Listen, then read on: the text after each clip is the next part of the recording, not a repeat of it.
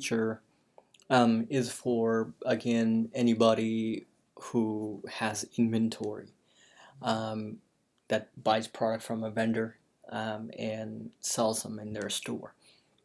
So in purchase order, we allow for two features. One is to create a PO to their vendor, and then also second one is stock transfer.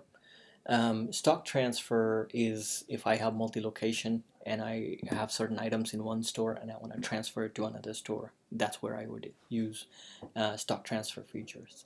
So let's go through and create a purchase order. Here I have the date, when is this purchase order due. So generally a retailer would create a 30 days in advance, whatever the timeline for those vendors are. Purchase order is very much driven by vendor because and not one vendor carries every single product that they sell. So it is important to pick the right vendor.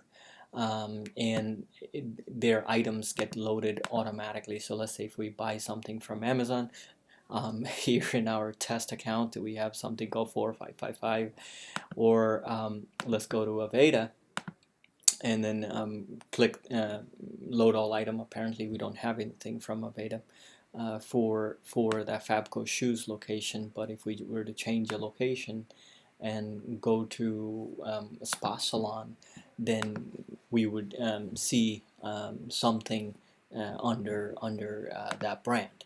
So let's go here, Aveda, boom, we have three items. So one thing to notice here is ordering locations. So which location is ordering these items?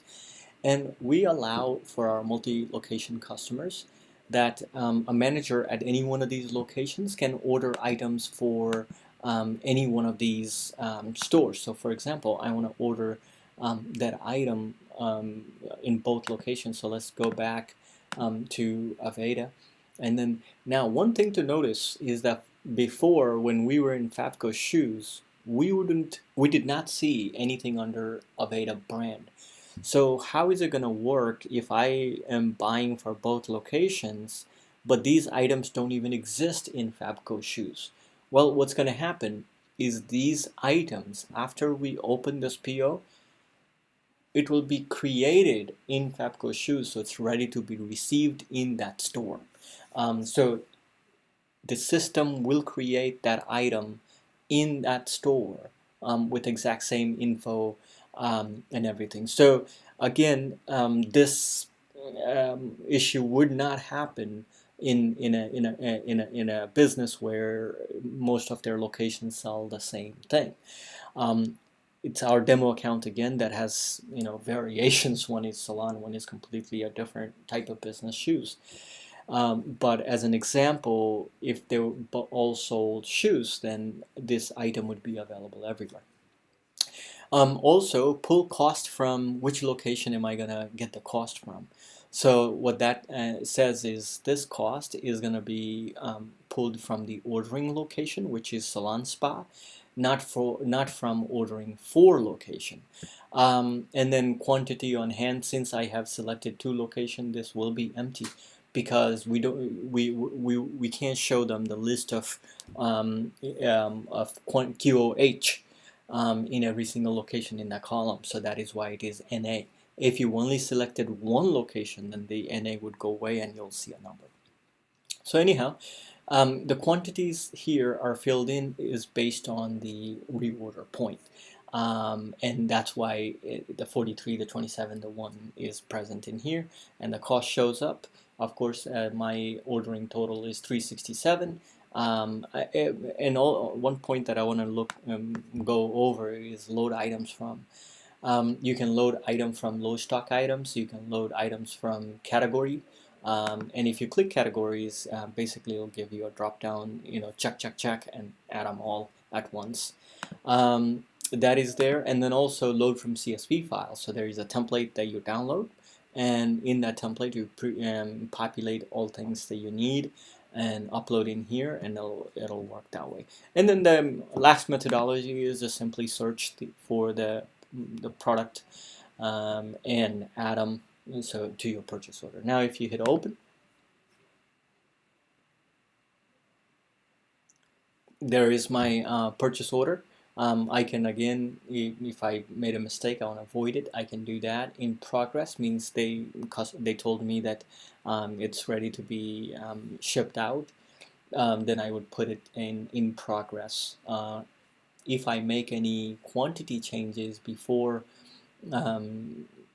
ordering it, then or before sending this PDF to the vendor, I can hit update.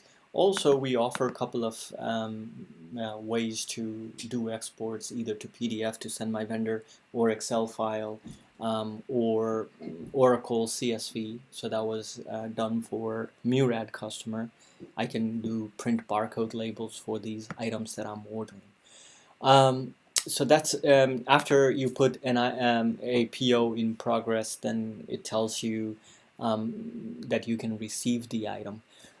We also have a built-in feature where if this vendor Aveda was given a login, then that vendor would be able to see all the purchase orders generated from iConnect directly in iConnect. And there is an interface for that as well. We'll go over that when we review the vendor page. After the items have arrived, we can simply go in and say what we received. If the quantity matches on every one of these, then you can just hit receive, and what it will do is it'll give you an option to average out your cost. How many items did you receive? You enter it all here. If any item is order quantity and the received quantities are not same, then it'll put it into partially received status. You hit receive. At this point, my quantities will go up in each of these stores, and now I can see my